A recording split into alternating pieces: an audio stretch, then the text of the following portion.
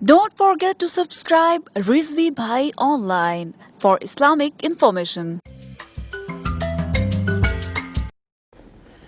औज़ुबिल्लाहिमिनश्शैतानिर्रजीम बिस्मिल्लाहिर्रहमानिर्रहीम। रिज़वी भाई online.com की जानिब से मैं हूँ मोहम्मद इकबाल रिज़वी, और आज एक और हमारे भाई हैं जो बहुत प्यारे, हमसे बहुत प्यार करते हैं। उनसे कल हमारी लाइव कुछ गुफ्तगू हो रही थी, तो उसको आज तफसीली गुफ्तगू इस वीडियो के अंदर होगी।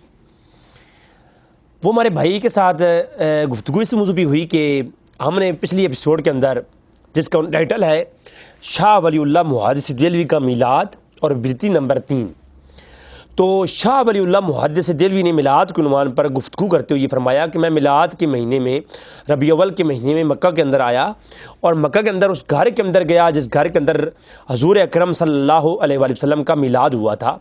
तो उस घर के अंदर एक महफ़िल मिलादुन्नबी मुनक्किद थी, तो उसका पूरा हवाल बयान किया।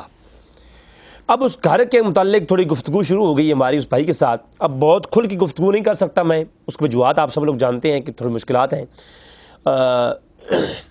तो अगेंस्ट किसी लॉ के अगेंस्ट मैं ना जाऊं, लिहाजा मैं सिर्फ़ और सिर्फ एक तहज़ीब के दायरे में और एक हदूद में रहते हुए किसी कानून को तोड़े बगैर अपनी पैगाम आप तक पहुँचाना चाहूँगा। याद रखें कि सबसे पहले मैं ये कहूँगा कि जब किसी मुल्क के अंदर किसी भी मज़हब का या किसी फ़िरक़े का होता है, हुकूमत होती है, तो फिर वो जो है उसके तहत जो है तमाम रियासत के अहकामात भी उसी फ़िरक़े के अक़ायद के एतबार से चलाए जाते हैं, और हर फ़िरक़े के यहाँ हर अक़ीदे पर दलील मौजूद होती है और हर फ़िरक़ा अपनी दलील से इस्तेदलाल करता है।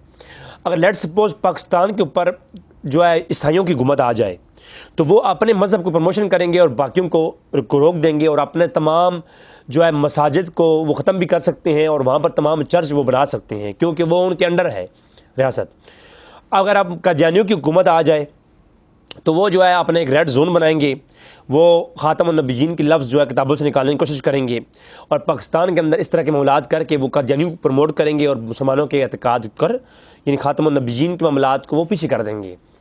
तो ये जो है एक फितरती अमल है। इसी तरह अरब की बात मैं करता हूँ।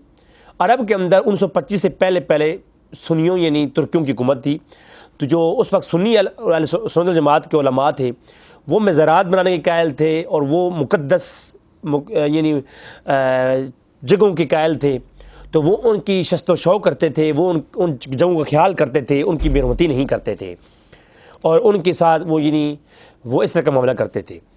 तो अब अहले सुन्नत के यहाँ चूँकि हज़ूर अकरम सल्लल्लाहु अलैहि वसल्लम का जो घर था, जिसने पैदा हुई है, वो एक अहम जगह थी, तो उसका एक अदब था, उसको उसी हालत में कायम रखा गया। हज़ूर 1400 साल पहले पैदा हुए और शाह वलीउल्लाह 1174 हिजरी और 1176 हिजरी में गुजरे हैं। दरमियान में तकरीबन ये 1100 साल हैं। तो 1100 साल उस घर को किसी ने गिराया नहीं, उसकी उम्मत तामीरात किसी ने नहीं की, उसको किसी और चीज़ में कन्वर्ट नहीं किया। अल-मवाहिबुल्लाह दुनिया के अंदर इमाम कुस्तलानी ने लिखा और दीगर अइम्मा ने लिखा कि उस घर का अदब ये था, उस घर के अंदर कोई जूती पहन के जाया नहीं करता था। आप उस घर का अदब देखिए, उस घर को असली हालत में कायम रखा, उसको पक्की बिल्डिंग नहीं बनाया। क्यों? उसके औरतें अपने सरों पर मिट्टी उठाती और मर्द पानी उठाते, और उसका गारा बना करके उस घर को लगाया जाता था, और घर के मुकम्मल पूरे मोहल्ले वालों ने, पूरे मदीने वालों ने ये पूरा एक एहतमाम, मक्के वालों ने पूरा एक एहतमाम कर रखा था ये। तो ये बात वाज़ेह हो गई कि शुरू से, क्योंकि अहले सुन्नत का ये एतकाद था कि मुक़द्दस जगहों का ख्याल रखा जाए, तो उन्होंने उसको असल हालत में कायम रखा। कि बाद में जब दूसरे उलमा की हुकूमतें वहाँ पर आईं, तो उन्होंने उसको चेंज कर दिया, वहाँ लाइब्रेरी बना दी। वो बाज़ लोग कहते हैं उसके अंदर जनाब वो थोड़ी जगह मौजूद है, भाई जगह मौजूद है, लाइब्रेरी बना दी, उसको कन्वर्ट कर किया गया, उसकी असल हैयत को चेंज किया गया। हालांकि उलमा 1100 साल के अंदर क्या मुसलमान नहीं गुजरे थे, उन्होंने इसको चेंज नहीं किया। तो ठीक है, ये इनका अपना, जिन्होंने चेंज किया उनका अपना एतकाद है, मैं किसी पर ब्लेम नहीं कर रहा, मैं सिर्फ एक बात इंफॉर्मेशन लिए आपके सामने रख रहा हूँ। तो एक तो ये चीज़ है कि मिलाद जिस घर में हो रहा था वो मिलाद मक्के के अंदर हो रहा था, और वो घर वहाँ पर कायम था, उसकी शस्त व शौ होती थी, उसमें जूती पहन के नहीं जाता, उसका अदब ये था। और किसी मुसलमान ने 11 साल के अंदर उसके अंदर न लाइब्रेरी बनाई न किया। वो सारे उलमा थे, सब बड़े बड़े आलिम गुजरे, बड़े बड़े मुसलमान थे, वो सब लोग हाजी थे, नमाजी थे, मक्के के अंदर रहने वाले लोग, लेकिन उन्होंने चेंज नहीं किया। तो ये तो एक बात।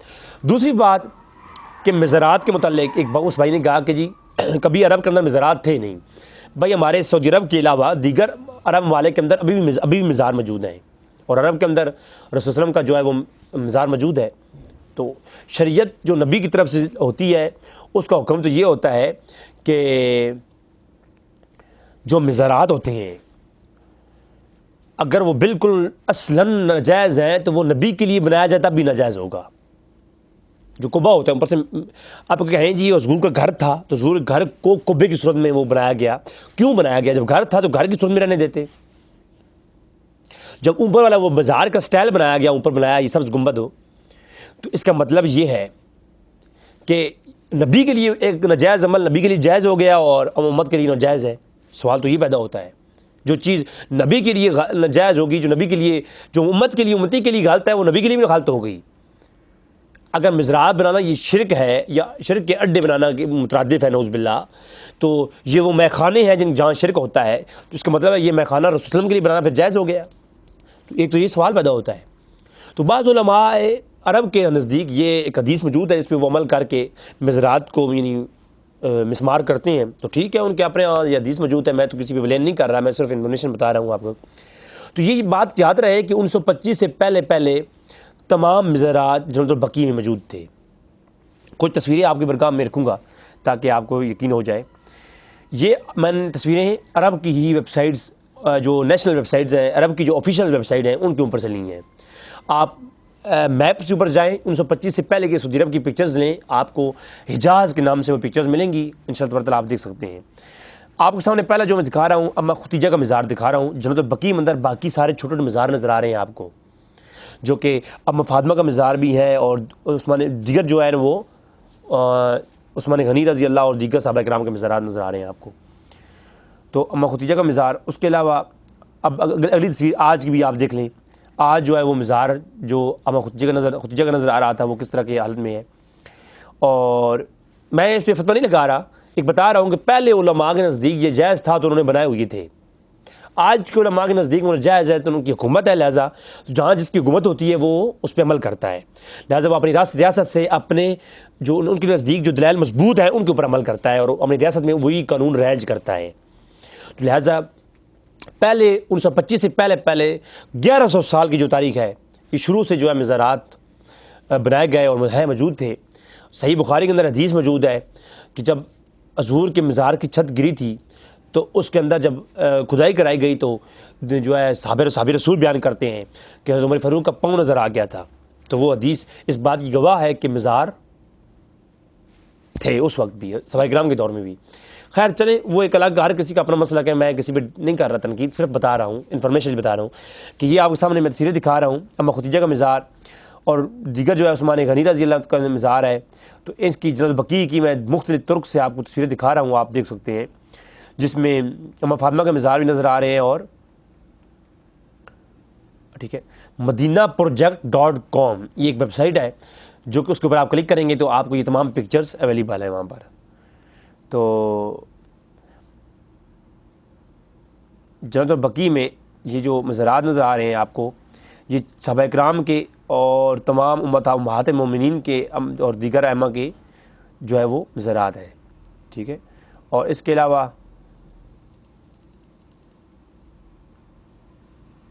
1980 کی ایک پکچر جو کہ جو ہے موجود ہے, میں نے سعودیہ کی ہی ویب سائٹ سے لی ہے, اس کے اندر بھی جو ہے وہ مزارات نظر آ رہے ہیں سارے کے سارے. ٹھیک ہے, امہات المومنین کے بھی اور